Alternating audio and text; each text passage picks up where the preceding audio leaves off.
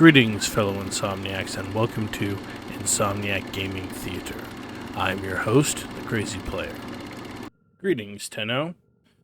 Previously on this channel, we did a video talking about basic modding of a primary weapon in Warframe. Now, we used a rifle as the example, and we're going to do the same thing here, but the fundamentals of what we're talking about is largely the same. We're going to be talking about some of the advanced or niche mods, why we use them, why we don't use them, and what the potential benefits and drawbacks are. So, to begin with, let's talk about some fundamental philosophy here. Every primary weapon in the game, regardless of what your mod capacity is, no matter how high it is, and eventually you're going to start running up against this more than the mod capacity, only has room for 9 mods, 8 regular mods, and an Exilus mod. We also have slots for primary Arcanes. We'll talk about those in a minute.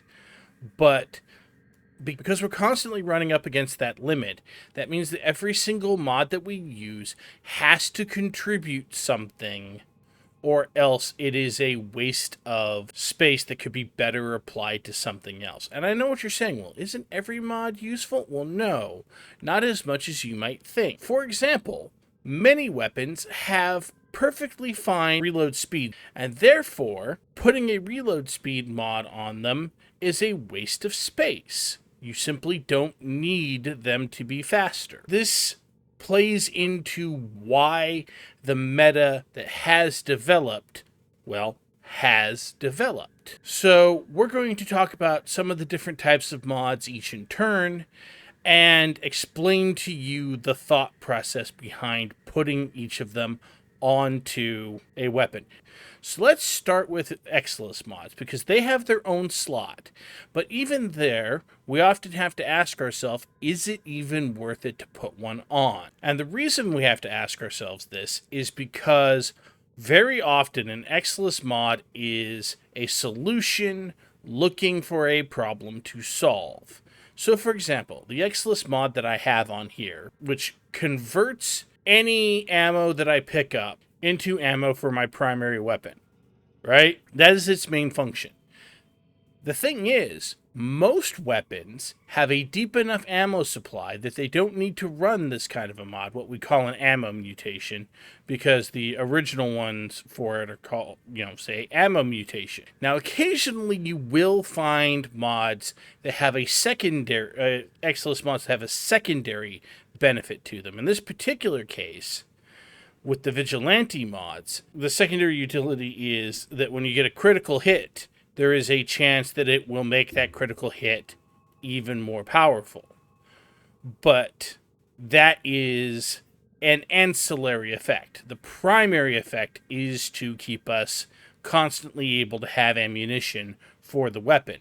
And so if you're not running a weapon that needs that, then you don't really care. And we get into that with a whole bunch of things. Tactical reload over here reloads a percentage of the magazine when the weapon is holstered. Well, honestly, like I said, most of the reload speeds are not that long. We're not that concerned about it. One that does have a very specific usage is Hush and similar weapon or similar Exilus mods, where it reduces the sound of the gunfire from whatever it is you're firing.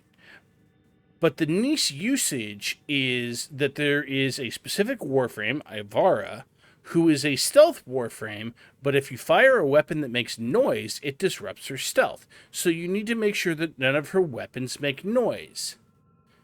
Outside of that, having a weapon be silenced isn't generally that useful, because you just want to kill everything on the map. You don't care if they know you're there, at least most of the time. Projectile speed. A, this doesn't apply to every weapon. And B, not every weapon that has a projectile needs extra speed. And I could go on. You can look through the list, and every single one of them you have to look at and critically ask yourself, is this doing anything useful on my weapon? Now, I hear people saying, well, if it's a free slot anyway, why wouldn't you use it? Well, first of all, not every weapon has enough mod capacity to slap on another mod, even an Exilus mod. Or you could do it, but then you would have to add another forma to it, and then you would have to work your way through re-leveling the weapon. At least most of us would. So you have to ask yourself, is it worth doing that? And a lot of time, the answer that people come up with to, is it worth it to do that, is no, it's not. So that's an overview of Exilus mods.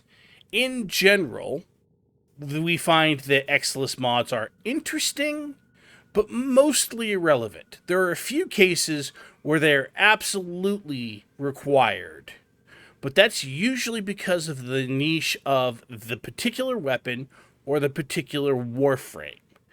They're not general use items. Moving on to mod type that I was asked about specifically, following up on my basics video for modding primary weapons, and that is Bane mods. Now, they have several different names depending on the kind of weapon that you're using. We call them Banes because the first one to be introduced were the ones for rifles. These are technically more properly referred to as faction-specific mods. So Bane of the Grenier, or Bane of the Corpus, or Bane of the Infested. And whatever the appropriate name is for the weapon that you are modding. Now, plenty of people will tell you that a Bane mod is absolutely required in order to make an end-game weapon build function. I'll be perfectly honest with you, I almost never use them, but let's talk about why they're good before we get into the bad and then the ugly. So, if you watched the basics video, and there will be a link up in the cards right now to the basics video, I talked very much about how the damage order worked. What's important about Bane mods is where they exist in that damage calculation, which is to say, they exist at the end of the damage calculation. And I hear yourself going, okay, I don't follow. Well, basically, real short version is once the computer has determined what your base damage is, what your elemental damage is, did it crit, how many bullets hit, all of this, it then multiplies it by whatever the percentage on your Bane mod in. And there are primed versions of all of the basic Bane mods. The Grenier, the Corpus, and the Infested mods all have primed versions, which means they add a huge amount of damage to the damage calculation of your weapon. That's the good news. If you're shooting at the right faction with the mod, then you can get truly huge numbers. So why don't I think they're worthwhile? And there's plenty of reasons why you would use them, but let me talk about why I don't personally use them. First and foremost, so like I said, there are a certain number of mods that you can have on your weapons. We are limited in the number of slots. And these mods are specific to a faction type. So if I have Bane of Grenier on my weapon and I'm shooting at a Corpus enemy, that mod does nothing.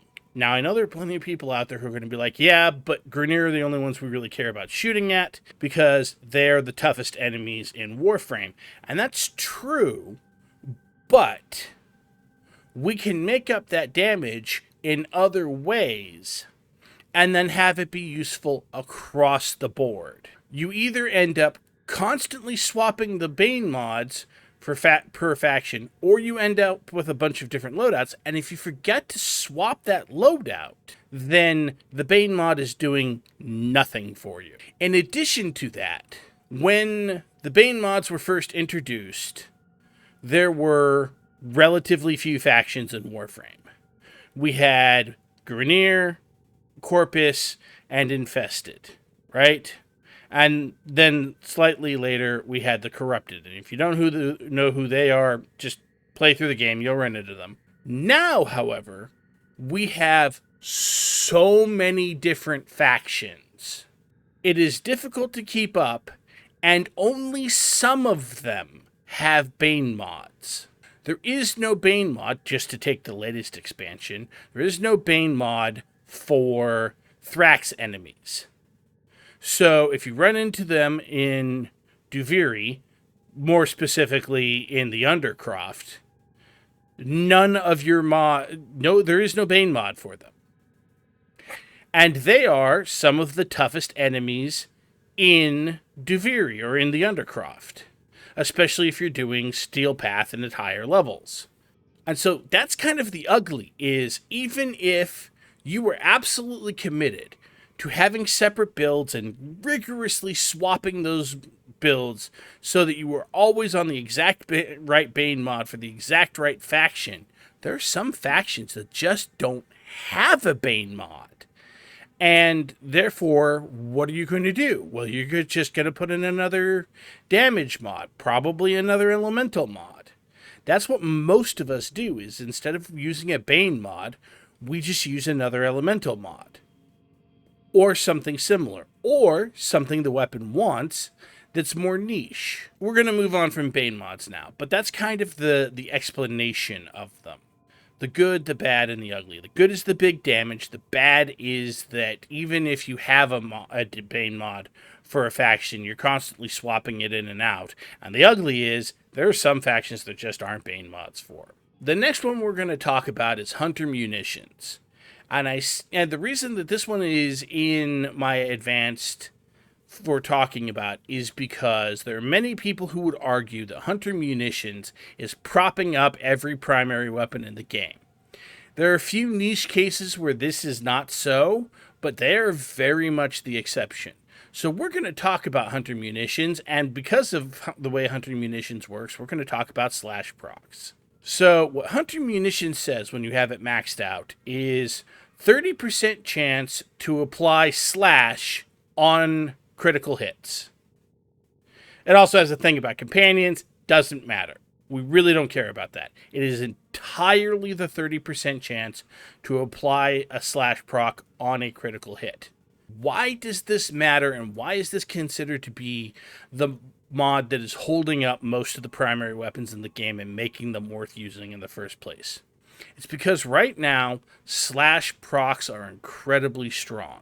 Because when you get a slash proc, which is a random chance for any weapon that deals slash or has Hunter Munitions on it, to put a bleed status effect on an enemy. The bleed status effect deals a certain amount of damage over time, or a dot. What is especially important is that it takes the amount of damage that you do with the hit and applies a percentage of that for, I believe it's 10 ticks. And when you when you do the math, you basically get twice as much damage out of a bleed proc as you get out of a straight hit. But wait, there's more. And this is where it gets really important. Is that bleed status effects, which a slash proc causes, ignores armor. It deals damage directly to health without any intervention of armor. And armor is the most effective defense that enemies have in this game. At least common enemies have in this game. We're not going to get into the weeds on this. Hunter Munitions allows weapons that cannot normally proc slash to proc slash, but it's even more powerful than that, because since it only procs on a critical hit, that means that only your most powerful hits are going to proc slash and put a bleed status effect on the enemy, which means that the biggest and most potent hit you inflict also leaves a damage over time effect that ignores armor. If you want to see how that works, all you have to do is go test it out in the simulacrum or just go find some high-end Grineer enemies, shoot them with a strong weapon, and if it doesn't kill them outright, watch how much damage the bleed status effect does on them. The answer is, it can do huge amounts of damage, because while your primary hit may be reduced by as much as 99%, yes, the high-end Grineer enemies have enough armor to reduce your primary damage effect by 99%. The bleed status, since it is not affected by their armor, goes through and deals all of its damage, which can be, I am not kidding, this is not a joke, I've seen the numbers, millions of damage. So that is why you will see Hunter munitions on basically every primary weapon that cares about crit chance at all. Even a little bit.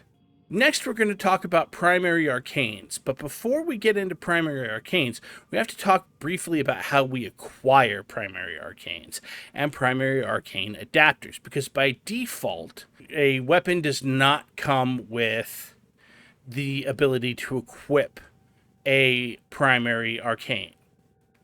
So in order to get access to this whole system, for the most part, you have to have unlocked the Steel Path, which is to say, you have to have done every single node on the base star chart at least once.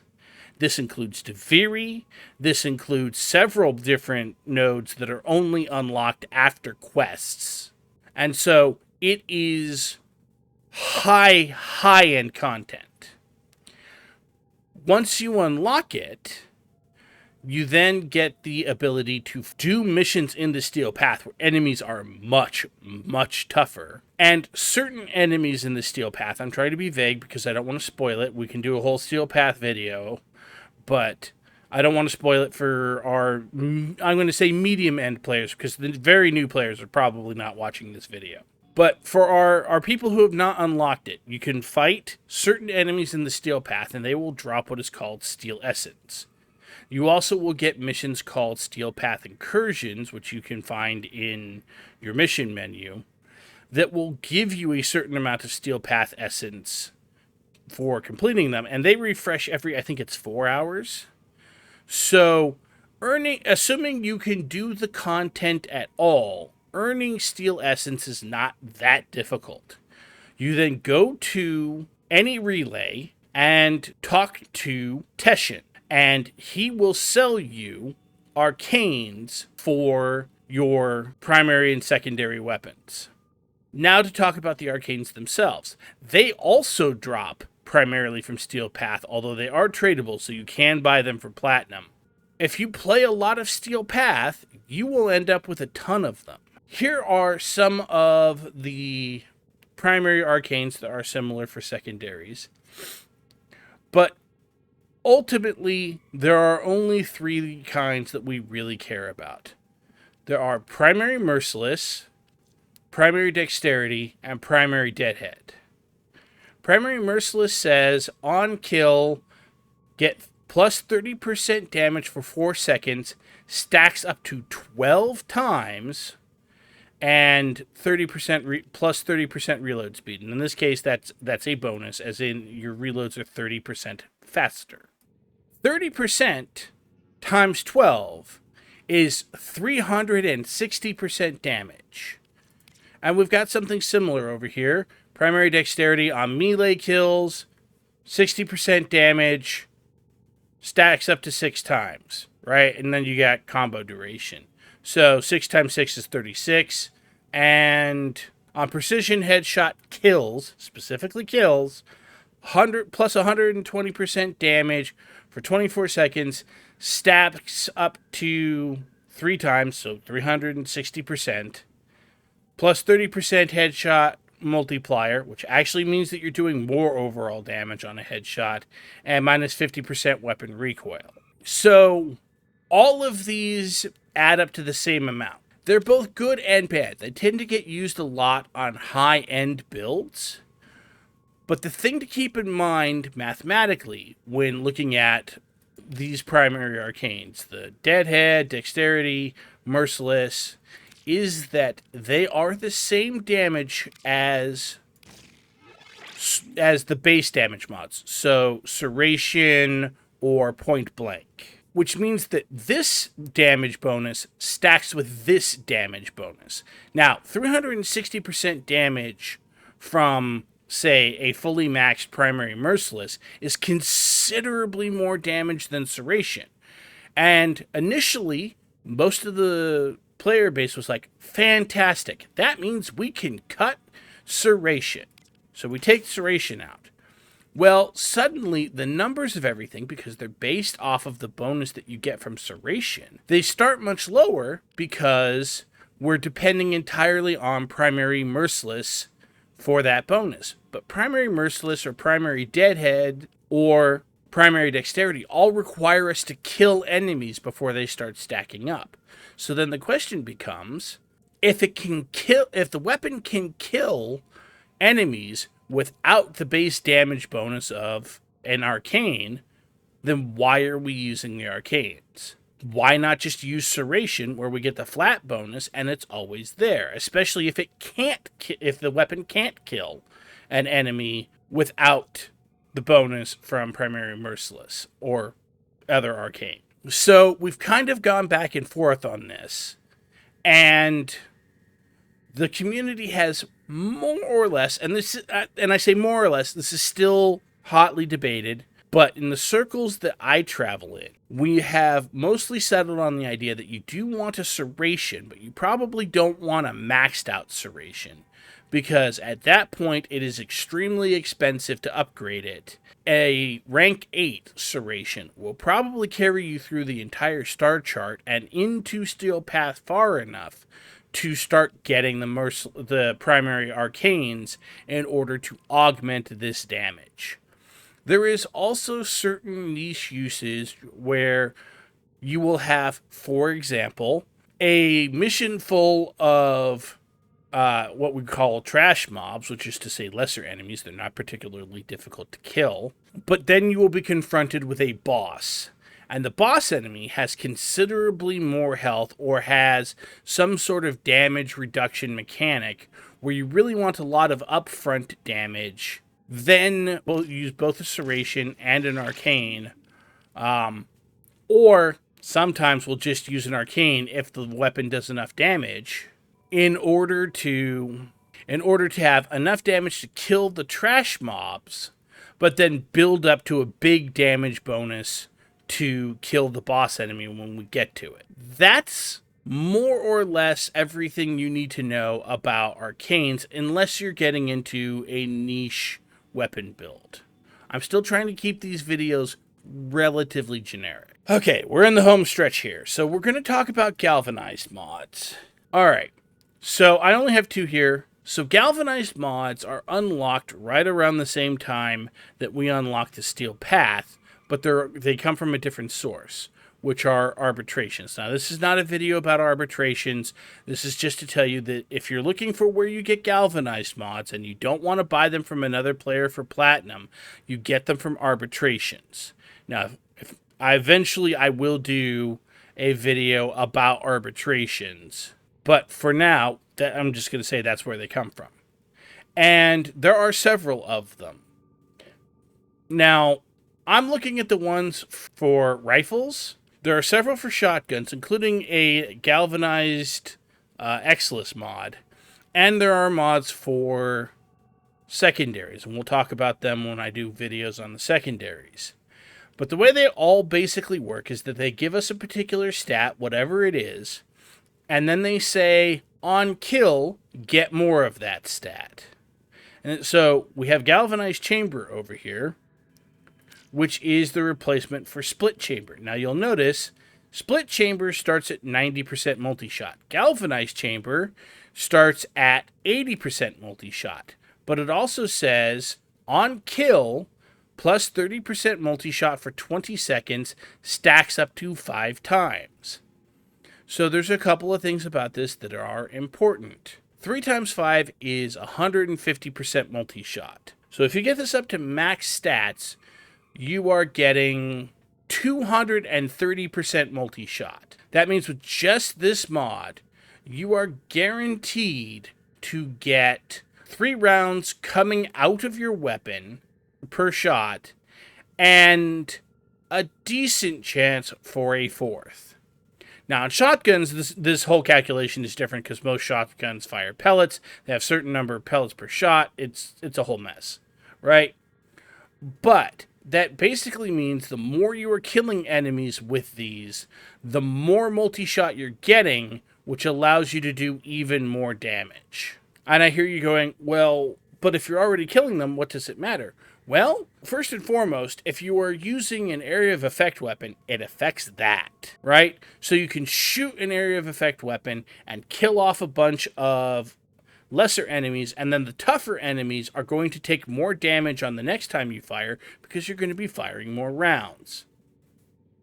Also, remember what I said earlier about bosses. Sometimes you're having no trouble killing trash mobs, but you need to kill a bunch of bosses. Just overall, Galvanized Chamber replaces Split Chamber once you get to the point where you can use it. Now let's talk briefly about Galvanized Aptitude. This mod works weird. It is weird and broken, and it is inconsistent. But when it works, it is absolutely terrifying. What it says is plus 65% status chance, and then on kill, plus 32.7 direct damage chance, but that's in part because I don't have it completely maxed out. Per status type, affecting the target for 20 seconds, stacks up to 2 times. Where this works in the damage calculation is one of those things that is inconsistent. Sometimes it's at the front, like base damage. Sometimes it's in the middle, like if it were an elemental mod. And sometimes it's at the end, as if it were a Bane mod, except that it works on everybody it works on any enemy that has a status chance, and it does more damage per status type affecting them, which makes certain status weapons absolutely bonkers. But you have to know which kind of weapon you are dealing with before you can use Galvanized Aptitude properly. And there's a similar mod for secondaries, but we'll talk about that a lot more. So again, I say, when it is good, it is amazing. But it is not good on every weapon. You need it to be something that does a whole lot of status, and it needs to work right, because there are some weapons where it does not work right, or even in a few cases does not work at all. Thank you for joining us at Insomniac Gaming Theater. Please remember to like, subscribe, comment, and if you're so inclined, check out the Patreon in the link down below.